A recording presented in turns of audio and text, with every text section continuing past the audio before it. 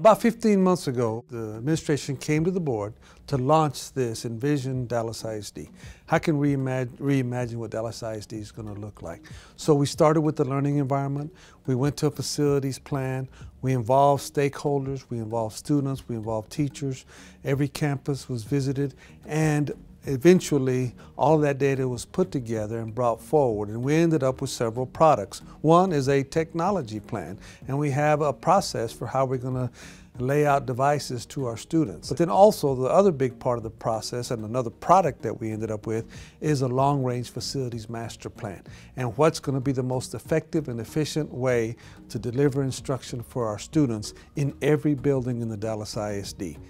Well, the findings of this report were very impressive because they walked every building, they walked every campus with the principals and with staff members, and they looked at everything from the roof to the carpet to the marquees, the irrigation, everything that is involved in a school, and they documented it, and they determined based upon data which should be the highest priorities about things that should be addressed.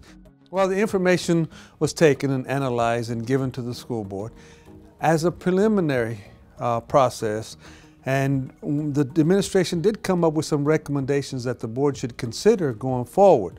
But these were very preliminary recommendations that the board has to consider in the future. This presentation was done in a public setting to the board, but it was an initial layout.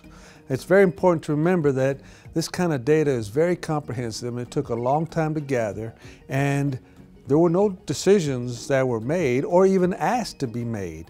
In the next steps, we will have the board give us feedback. We will look and see what's feasible. Many of these things aren't feasible until we have more resources, and that will take another bond election. But there are some decisions that need to be made soon, is how do we prioritize the rest of the current bond, and because we don't want to be inefficient and spend money on schools that may not be necessary in the future because of whatever decisions the board ultimately makes.